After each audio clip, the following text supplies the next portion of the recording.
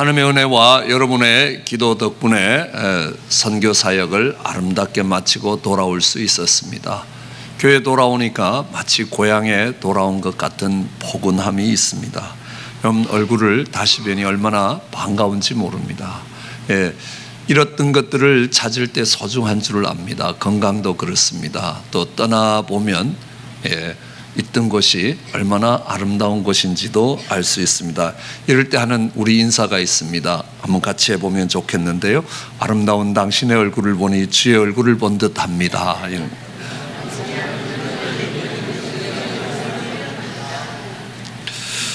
카자흐스탄 사역에 하나님께서 많은 은혜를 주셨습니다. 주된 사역은 청년 연합 수련회였습니다. 수련회를 마치고 돌아와 보니까 준비했던 선교사님께서 보내주신 메일이 와 있습니다. 저에게 보낸 것이 아니라 준비했던 선교사님들과 여러 관계자들에게 보낸 것입니다.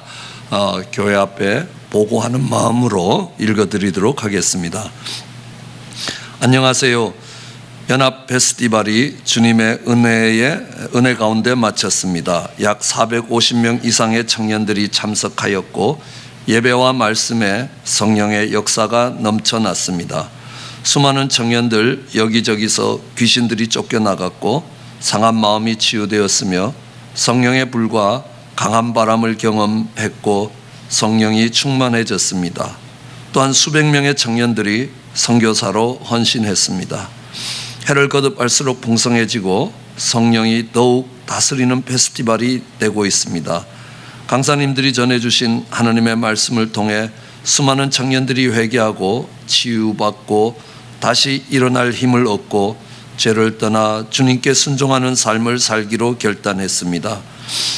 마지막 청년들의 간증 시간은 과간이었습니다. 열정적인 찬양과 온 목소리로 부르짖는 기도 끝에 나온 열매들이 청년들의 간증을 통해 확인되었습니다.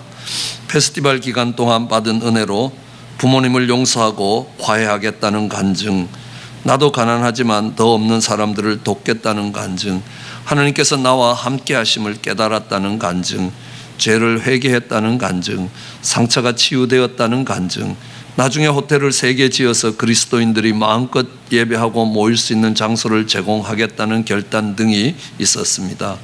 간증자들이 끝없이 몰려들었습니다. 성령님께서 이렇게 크게 일하셨습니다. 할렐루야.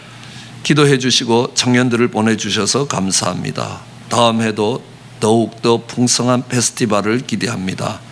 내년에도 귀한 청년들을 보내주시되 선생님들도 함께 하셔서 이 부흥의 현장에 함께 하시면 더욱 좋을 것 같습니다.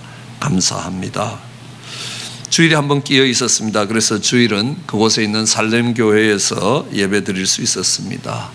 말씀을 전했습니다. 1부 설교는 우리 주민호 선교사님이 카자흐로 통역을 했고 2부 설교는 그 현지 교회의 담임 목사님 사모님이 러시아어로 통역했습니다. 1부 통역은 굉장히 힘찬 통역이었습니다. 설교자보다 목소리가 더 높았습니다. 2부 통역은 굉장히 부드럽고 깔끔한 통역이었습니다. 통역이 다름으로 인하여 예배의 다이내믹이 이렇게 차이가 나는 거구나라는 것들을 배울 수 있었습니다. 악의 개념에 대해서 설교했습니다. 창세기 4장 1절의 말씀을 가지고 악을 설명했습니다. 창세기 4장 1절은 이렇게 기록되어 있습니다. 아담이 그 아내 하와와 동침하며 하와가 잉태하여 가인을 낳고 이르되 내가 여호와로 말미암아 등남하였다는 말씀입니다. 사실 창세기 4장 1절 이 말씀은 제가 믿음 생활하는 중에 저에게 가장 큰 변화를 갖고 왔던 말씀입니다. 그것은 충격이었고 놀람이었습니다. 저는 어느 누구 못지않게 열심히 하나님을 섬긴다고 생각했습니다. 교회 집회에 빠지지 않았습니다. 새벽 예배에서부터 일주일 안에 있는 부흥회를 포함해서 교회에서 제공하는 모든 집회에 거의 한 번도 빠진 기억이 없습니다. 그리고 소득의 10분의 1을 구별하여 헌금했습니다. 감사헌금도 적지 않게 했습니다. 물질이 있는 곳에 내 마음이 있다는 말씀을 사랑했습니다. 그리고 성경을 읽었습니다. 시험 기간이 되면 성경책에서 눈이 떨어지지 않아서 성경을 그만 읽었으면 좋겠다는 기도를 해야 할 지경이었습니다. 기도도 많이 했습니다. 저녁 철야 시간에 모여서 기도하면 아침 새벽이 밝아오기도 했습니다. 열심히 전도했습니다. 그래서 정말 교회 안으로 들어온 형제 자매들이 많이 있었습니다.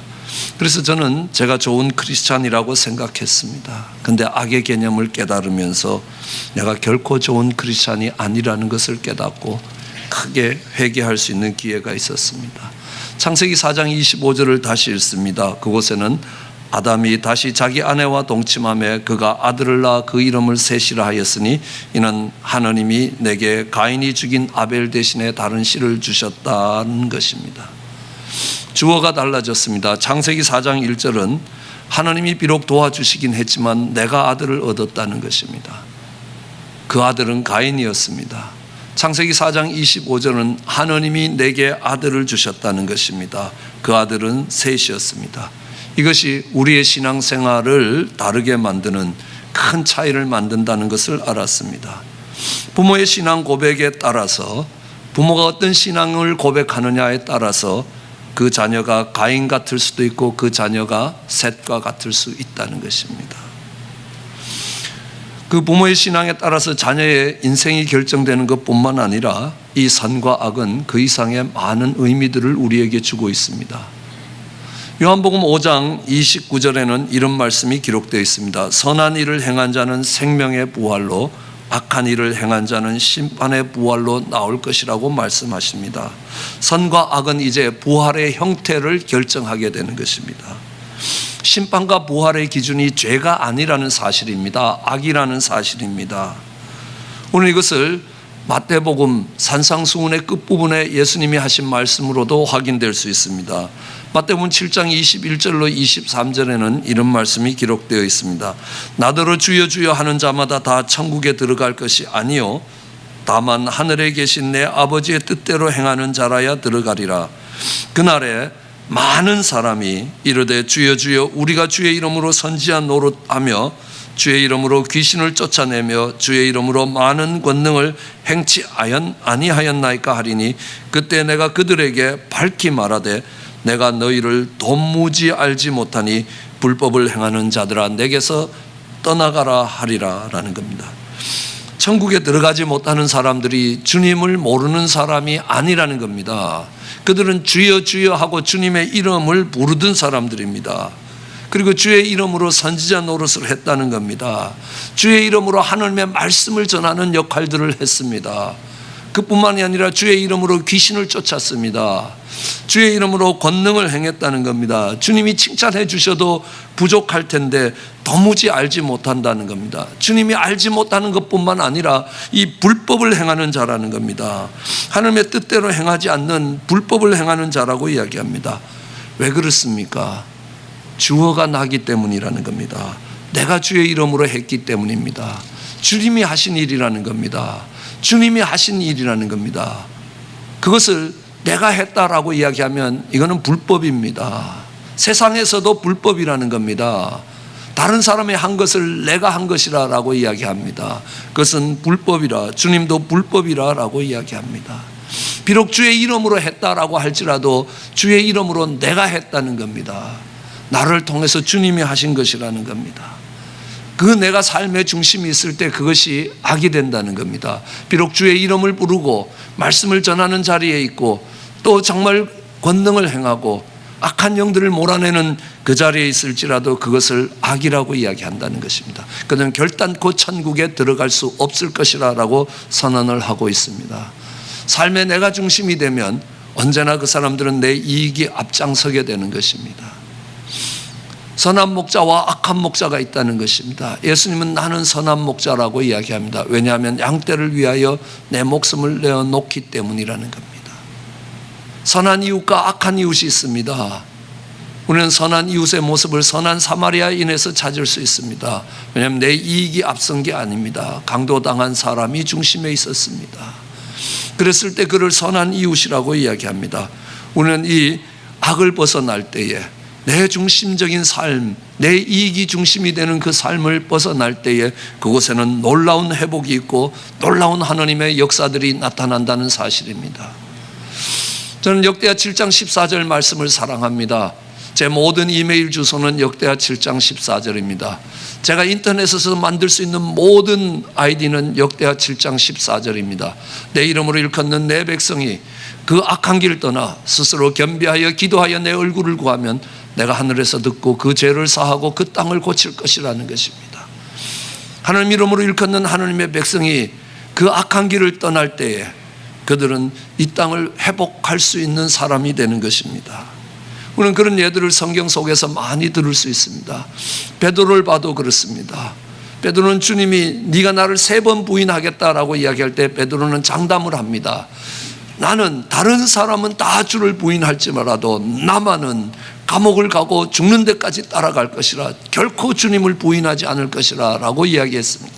그러나 베드로는 3번 주님을 부인하는 자리에 섭니다.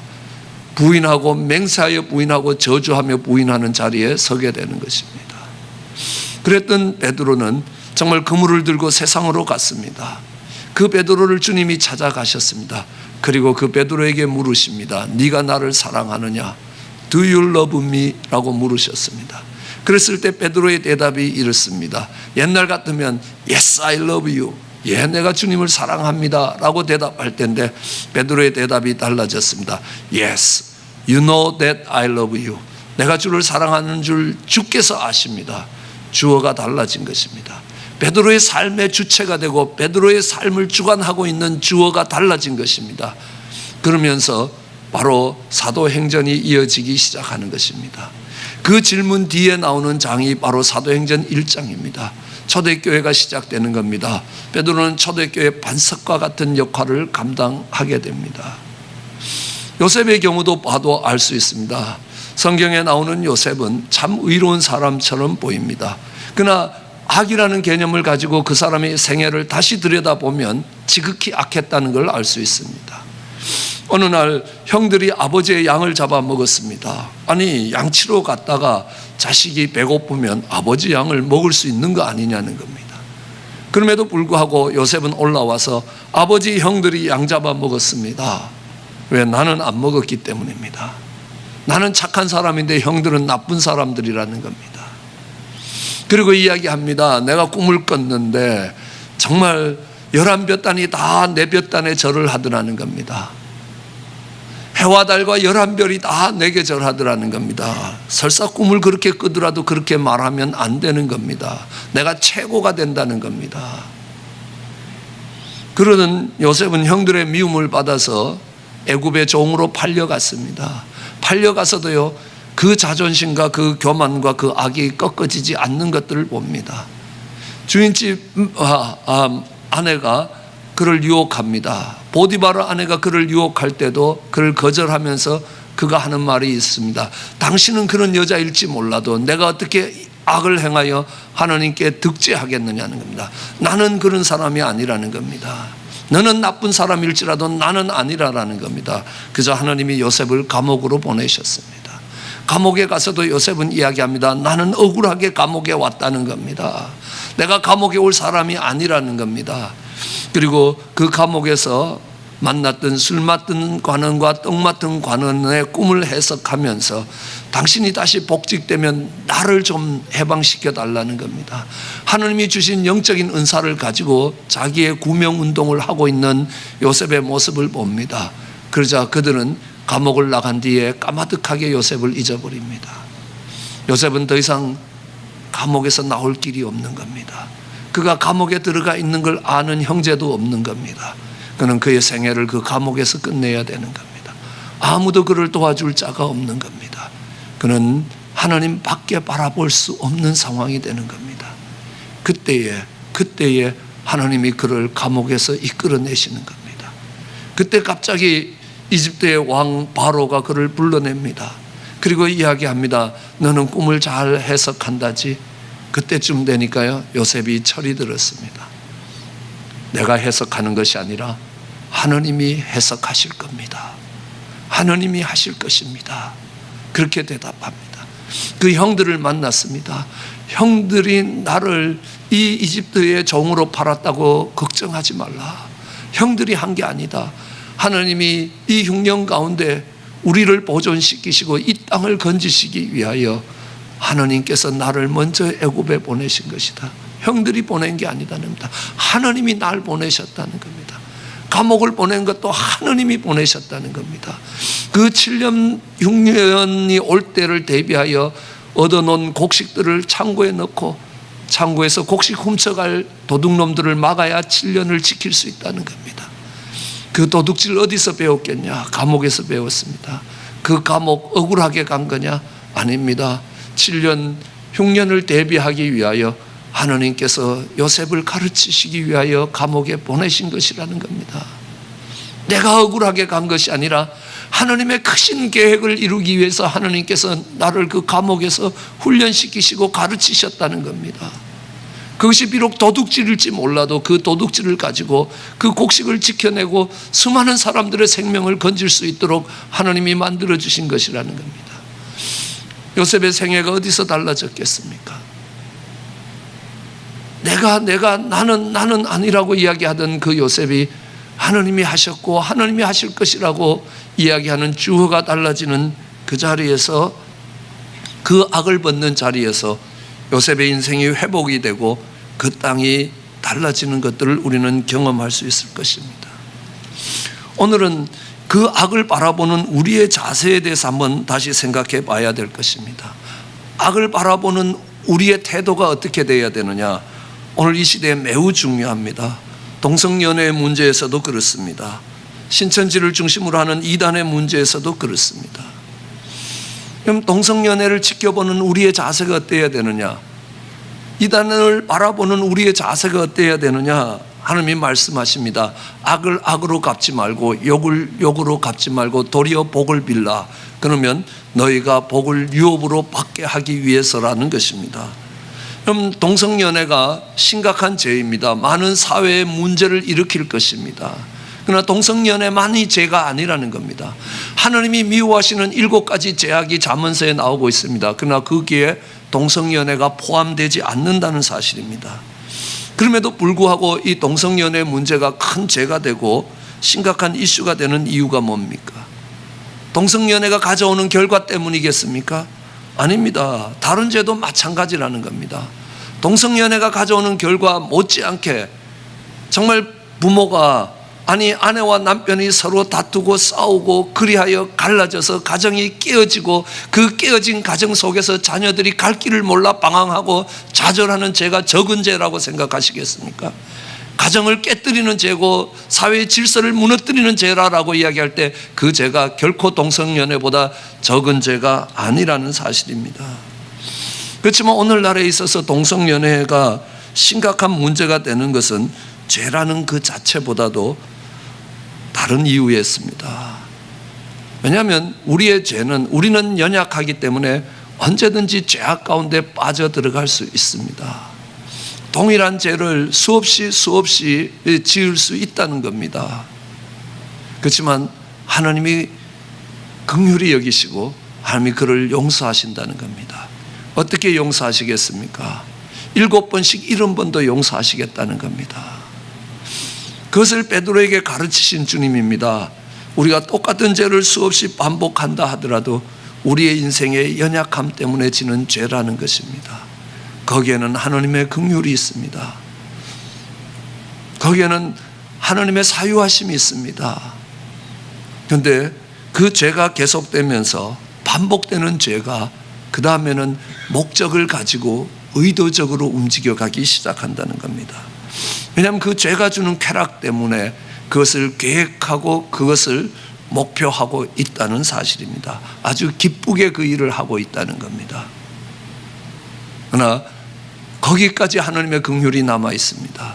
그러나 그 다음에는 그 죄를 공개적으로 하고 자랑스럽게 한다는 것입니다. 그것은 심한 악이 되는 것입니다. 내가 내 소견에 오른 대로, 내가 하고 싶은 대로 하기 위해서 우리는 죄악 가운데 빠질 수 있습니다. 거듭거듭 빠질 수 있습니다. 후회스럽지만 거듭거듭 반복해서 죄악 가운데 갈 수 있다는 겁니다. 그러나 그것이 발전되면 그 죄악 가운데로 들어가는 것이 목표가 되고 이유가 되고 계획이 된다는 사실입니다. 그 후에는 그것을 자랑스럽게 생각하는 겁니다. 그럼 폭력을 생각해 봐도 그렇습니다. 저는 그런 집사님을 만났습니다. 아내를 때립니다. 주기적으로 아내를 때립니다. 그래서 이야기합니다. 당신은 왜 그 연약한 아내를 때리냐고. 목사님, 저도 안 하고 싶다는 겁니다. 그렇지만 화가 나서 정말 정신을 차려보면 이미 상황이 벌어진 겁니다. 그것이 10년, 20년을 계속해 왔다는 사실입니다. 내가 신앙생활하고 새벽마다 주님 앞에 나와서 눈물로 부르짖으면서 안 하려고 두 주먹을 쥐어도 정말 그렇게 되는 모습 때문에 너무 고통스럽다는 겁니다. 계속해서 반복되는 그 죄가 있습니다. 그 폭력입니다. 근데요, 그 폭력이 조금 더 있으면요, 조직화된다는 겁니다.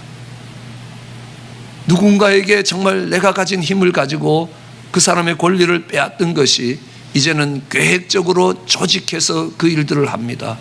우리는 그런 걸 갖다가 조폭이라고 이야기합니다. 조직폭력배라는 겁니다. 이것은 폭력을 휘두른 거하고 또 다른 죄악입니다. 왜냐하면 그 폭력을 휘두르기 위해서 계획을 하고 조직을 하고 의도적으로 그 일들을 행하기 때문입니다. 그 다음에는요, 그 일이 자랑스러운 것입니다. 그 일이 자랑스러운 것입니다. 공개적으로 그 일을 해가기 시작합니다. 그리고 다른 사람도 그 일로 들어오라고 이야기하는 것입니다. 그런 사회는 무너지게 되었습니다.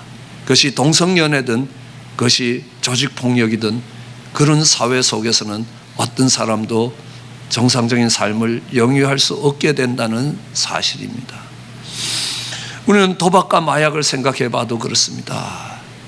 정말 수없이 정말 손을 잡고 내가 이 도박에서 벗어나겠다고, 다시는 안 하겠다고, 아니 어쩌면 마음 결심 한번 하면 할 것 같은데 실제로 정신 차려보면 안 된다는 겁니다.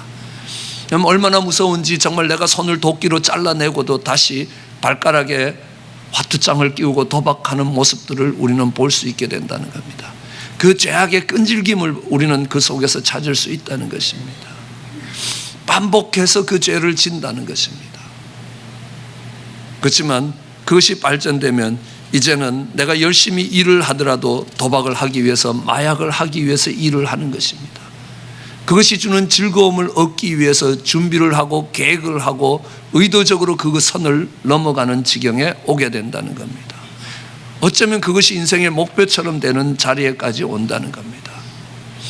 거기까지 하나님의 긍휼이 미치지만요, 그 다음엔 그렇게 하는 것이 자랑스럽고 다른 사람도 그렇게 하도록 공개적으로 해 들어갈 때는 하나님의 긍휼이 거기에 남아있지 않다는 것을 히브리서는 이야기합니다. 그렇지 않습니까? 예를 들어서 정말 내가 가진 힘으로 다른 사람의 것들을 뺏고 하는 것이 죄악이라는 걸 안다는 겁니다. 도둑질을 하는 것이 죄악이라는 걸 안다는 겁니다. 그럼에도 불구하고 여전히 그 자리에서 넘어질 수 있는 것이 인생의 연약함이라는 겁니다. 어쩌면 그 일들을 행하기 위해서 계획을 세울 수도 있다는 겁니다. 그렇지만 자식을 가르쳐서 그 일을 하도록 하고 그것이 좋은 삶의 한 형태라고 이야기할 수는 없는 것이라는 겁니다. 그것이 죄악이 아니라는 싸움이 아니라는 것입니다. 이것이 오늘날 동성연애가 우리의 삶에 가져오는 이유라는 겁니다. 그 죄악 자체도 자체의 문제이겠지만 그것을 부끄럽게 생각하면서 계속할 것인가라는 겁니다. 그것을 기쁘게 생각하면서 계속할 것이냐라는 겁니다. 이제는 그것을 자랑스럽게 생각하면서 계속할 것이냐, 자랑스럽게 공개적으로 할 때에 거기에 하나님의 긍휼이 남아있지 않다는 것을 성경은 거듭거듭 이야기하고 있다는 겁니다. 그럼에도 불구하고 그 악을 행하는 자를 바라보는 우리의 자세도 다시 한번 생각해 봐야 합니다. 그 악을 행해서 내가 하고 싶은 대로 하는 그 동성연애, 여러분 지나가면요, 다음 부분은 그렇습니다. 벌써 미국에서도 그 현상들이 나타나는 겁니다. 정말 아내와 남편의 문제가 아니라면, 왜냐하면 한 사람 대 한 사람의 결합도 문제가 되지 않는다는 겁니다. 일부 다처제를 용인해 달라는 소송이 시작이 되었습니다. 이제 일부 다처제 용인에 대한 소송이 시작되면 그 다음에는 내가 걔를 내 아내로 삼는데 누가 뭐라 그럴 거냐라는 겁니다. 이미 유럽에서는 그 지경에까지 가 있다는 겁니다. 그 죄가 그렇게 발전해 갈 것이라는 것들을 이야기합니다. 그럼에도 불구하고 그 죄를 바라보는 우리의 자세는 어떻게 되어야 되느냐? 오늘 성경이 말씀합니다. 악을 악으로 갚지 말라는 겁니다. 욕을 욕으로 갚지 말라. 도리어 복을 빌라라는 겁니다. 그러면 그 너희가 빌었던 그 복이 너희의 유업이 될 것이라 라고 이야기합니다. 그럼 이 악을 악으로 갚지 말라라는 것은 우리가 마음에 깊이 새겨야 될 하나님의 말씀입니다. 저는 목회를 시작한 지 얼마 되지 않았을 때였습니다. 정말 우리 자녀들이 아직 어릴 때였습니다. 교회에서 집으로 돌아갔는데 저희 자녀들이 영화를 보고 있었습니다. 그 영화가 스타워즈라는 별들의 전쟁이라는 영화였습니다. 그 마지막 장면을 보고 있는데 저도 앉아서 잠깐 그 마지막 장면을 다시 봤습니다. 그 마지막 장면은 이 해방군의 전사였던 제다이 룩이 악의 앞잡이가 되었던 자기 아버지와 정말 칼쌈 같은 이 검을 가지고 이 싸우는 모습이었습니다. 그럼 이 제다이라는 말은 잽다라는 말입니다. 영어에 입다라는 말이 영어로 잽다였습니다. 그것의 형용사 형태가 제다였고 그 주인공의 이름이 룩이었습니다. 누가였습니다.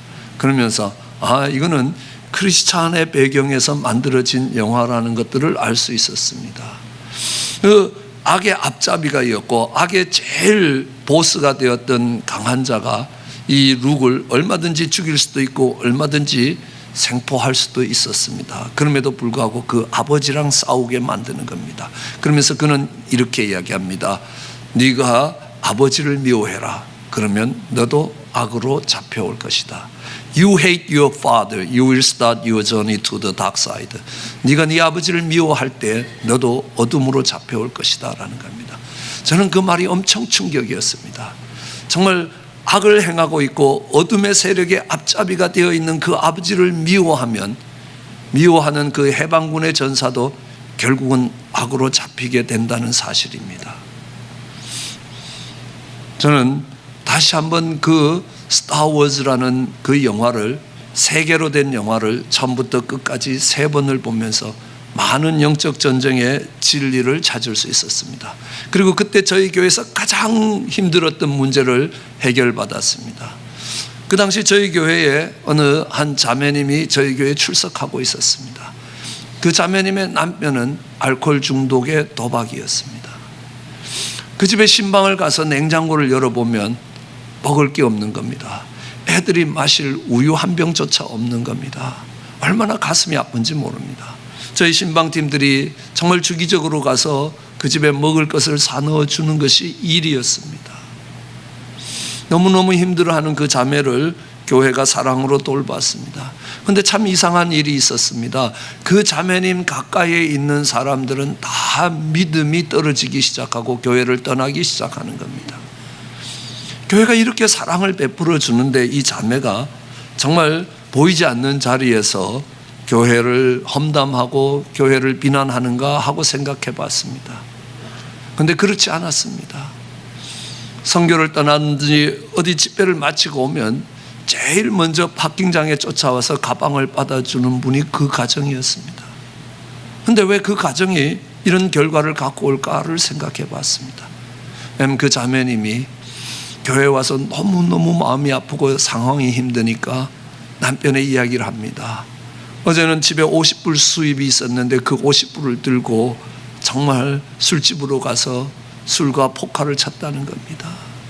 그래서 그 덕분에 우리 가족은 어제 하루 종일 아무것도 먹지 못했다는 겁니다.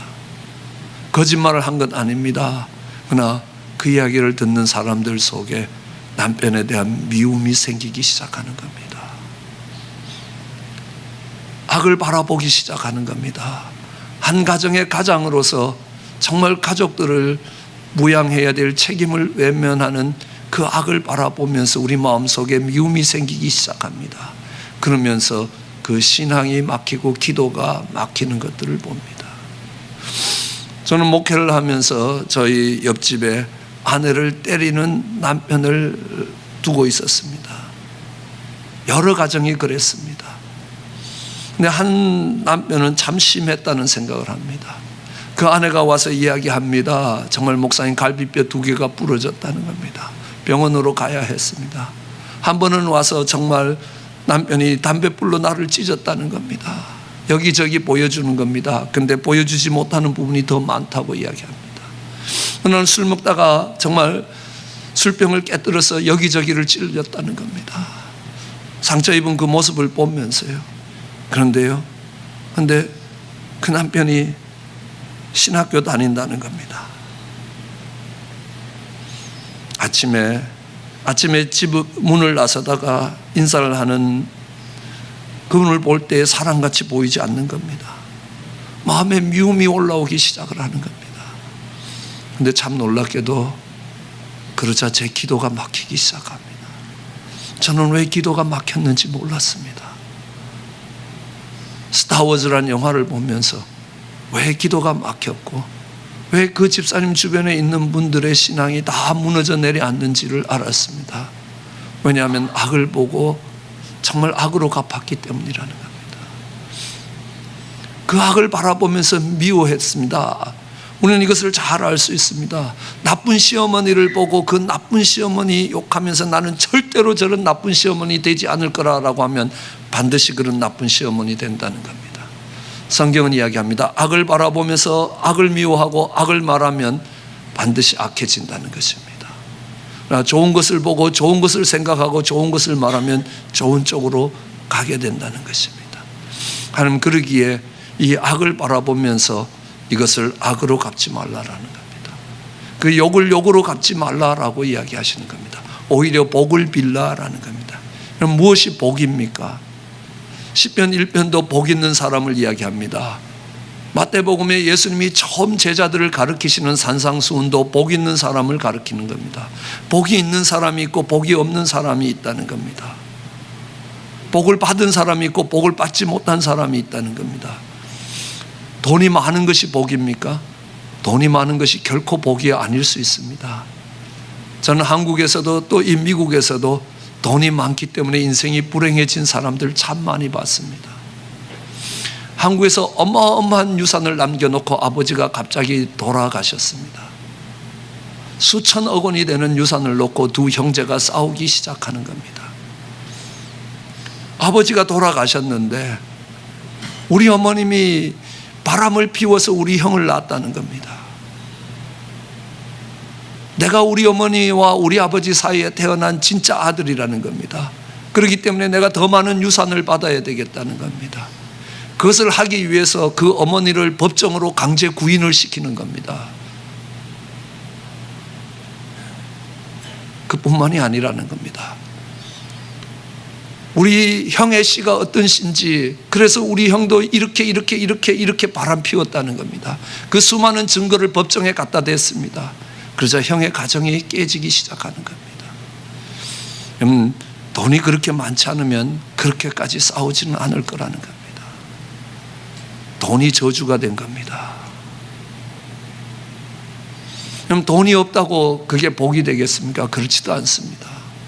사업이 망하자 하나님을 저주하면서 정말 신앙을 떠나는 사람들도 볼 수 있습니다. 복은 하느님이라는 겁니다. 돈이 벌려질 때, 돈이 많아질 때 하나님이 이것도 하나님이 주셨고 저것도 하나님이 주셨다고 점점 더 많아질 때마다 하나님께 감사와 정말 찬양이 커질 수 있다는 겁니다. 그것은 복이라는 겁니다. 돈이 많아지자 돈을 관리하기가 힘들어서 하나님 만나기가 힘들다는 겁니다. 그는 그 많은 돈이 저주라는 것입니다. 한국에 오트론 전자라는 최초의 전자회사가 있었습니다. 그 회사의 사장님이 돌아가시고 아드님이 정말 그 회사를 이끌 때 회사가 바빠지니까 신앙이 멀어지기 시작합니다. 그 어머님 권사님이 이렇게 기도합니다. 하나님, 도저히 저 사업체를 갖고는 저 아들이 신앙으로 돌아오지 않을 겁니다. 저 사업체가 망하기를 기도했습니다. 그리고 70억 부도를 내고 망했습니다. 그리고 미국에 와 신앙생활을 시작하셨습니다. 복이 뭔지를 아는 권사님이었습니다. 그럼 돈이 없는 것이 복입니까? 복일 수도 있고 아닐 수도 있습니다. 형편이 어려우자 하나님 전을 찾아와서 부르짖어서 하나님의 은혜와 도우심을 입는다면 그 돈이 없어진 것은 복입니다. 그러나 돈이 없어서 하나님을 저주하고 하나님을 떠난다면 그 돈을 잃어버린 것은 그 사람에게 저주가 되는 겁니다. 돈이 벌리든 안 벌리든 그것이 아니라 하나님이 복이라는 겁니다. 그럼 악을 행하는 자들에게 복을 빌라는 겁니다. 그들이 하나님을 만날 수 있도록. 이제 그들이 자랑스럽게 정말 그 죄를 자랑스럽게 생각하는 그 악한 지경에 갈 때, 그 악이 극에 달하는 지경에 그들은 스스로 돌아올 수 있는 길은 없다는 것입니다. 바로가 정말 마음을 강박게 할 때와 어느 순간을 지나가면 스스로 돌아올 수 있는 길이 없다는 겁니다. 누군가가 그 짐을 짊어져 줄 때만 길이 열린다는 겁니다. 우리는 그것을 중보기도라고 이야기합니다. 왜냐하면 우리가 죄악 가운데 떠나갔을 때 주님이 그렇게 하셔서 우리를 그 죄에서 떠나 이 자리까지 불러주셨기 때문이라는 겁니다. 그들이 더욱더 악해질수록 그 악에 대한 미움을 키워가는 것이 아니라 정말 그 잘못된 길로 자기의 소견에 옳은 대로 행하여 그 악한 길을 가는 그들을 향하여 하나님이 하시는 말씀은 악을 악으로 갚지 말고 욕을 욕으로 갚지 말고 오히려 복을 빌라. 하나님이 그들을 만나 주시도록 그들을 위해 기도를 더 쌓아가야 된다는 겁니다. 결코 미움의 마음이 아니라 정말 그런 자리에 있었던 나를 불러주셨던 그 하나님의 사랑이 그들에게도 부어질 수 있도록 기도하는 것입니다. 그러면 시대가 악해질수록 우리 자녀들이 점점 더 악해진다는 겁니다. 어느 시점을 가면 더 이상 부모님의 말씀에 귀를 기울이지 않습니다. 자기 소견대로 멸망의 길을 간다는 겁니다. 그럴 때 그 자녀에 대한 미움이 답이 아니라는 겁니다. 그 자녀를 미워한다면 그 자녀뿐만 아니라 미워하는 부모조차도 멸망하게 된다는 겁니다. 왜요? 그 저주가 다시 돌아오기 때문이라는 겁니다. 여러분, 거기에 사랑을 가지고, 미움의 마음이 아니라 사랑을 가지고 기도를 쌓아야 되는 겁니다. 점점 악해지는 남편, 점점 악해지는 아내를 향하여 마음의 미움을 키워가는 게 아니라는 것입니다. 그것은 스스로를 파괴시켜가는 겁니다. 스스로를 멸망의 길에 가는 겁니다. 아니 동성연애가, 아니 이단이 노리고 있는, 우리를 향하여 노리고 있는 것이, 목표하고 있는 것이 그곳에 있다는 것을 깨달아야 된다는 겁니다. 그 악을 미워하면서 정말 스스로 무너지는 우리의 모습들을 봐야 하는 것입니다. 거기에 쏘구시면 안 된다는 겁니다. 오히려 사랑의 마음을 가지고 그 위에 기도를 쌓아가야 된다는 것입니다. 그러면 그 쌓았던 기도와 그 사랑이 여러분의 품으로 돌아올 것이라고 오늘 말씀합니다. 악을 악으로 갚지 말고, 욕을 욕으로 갚지 말고 도리어 복을 빌라. 그들이 하나님을 만날 수 있도록 기도하라는 것입니다. 이것을 위하여 하나님이 너희를 불러내셨다는 겁니다. 이것을 위하여 남편으로, 이것을 위하여 아내로, 이것을 위하여 부모로, 이것을 위하여 자녀로 세움을 입었다는 것입니다.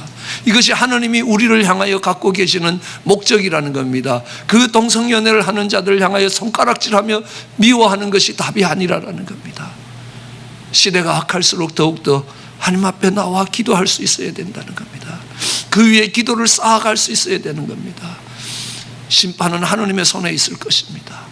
하나님이 하실 것이라는 것입니다. 그것을 우리가 할 이유가 없다는 겁니다. 너희를 향한 하나님의 부르심은 악을 악으로 갚지 않고 욕을 욕으로 하지 아니하고 오히려 복을 빌고, 이를 위해 너희가 부르심을 입었다는 겁니다. 그렇게 하라는 이유는 복을 유업으로 받게 하려 함이라. 너희가 그 복을 유업으로 받게 하기 위함이라는 것입니다. 그럼 자신의 즐거움을 위하여 자신의 소견에 옳은 대로 가는 파멸의 길을 걸어갈 때, 하나님의 심판이 점점 더 가까워질 때 오히려 긍휼한 마음으로 범죄한 인생을 찾아오실 그 예수님이 그들을 찾아가실 수 있도록 십자가를 지는 게 필요하다라는 겁니다. 그러면 그 복을 여러분이 유업으로 받게 될 것입니다. 교회가 그를 위해 기도하기를 원합니다. 왜냐하면 멸망 가운데, 악한 가운데 잡혀가는, 악을 자랑스럽게 생각하는 그들도 하나님의 형상을 따라 지음받은 인생이라는 걸 잊지 않으셔야 되는 겁니다. 그들을 향한 하나님의 긍휼이 남아있다는 것들을 여러분 마음속에 새기고 미움보다는 사랑을 가지고 기도할 수 있어야 될 것입니다. 그런 은혜가 이 시대의 악을 쫓아가는, 이단을 향해 가는, 아니면 어쩌면 동성연애를 향해 가는, 어쩌면 자기 소견으로 옳은 대로 행해가는 우리의 자녀와 우리의 배우자를 위해서 우리가 해야 될 일이라는 것입니다. 그런 은혜가 우리 모두에게 있기를 주의 이름으로 축원합니다. 기도하시겠습니다.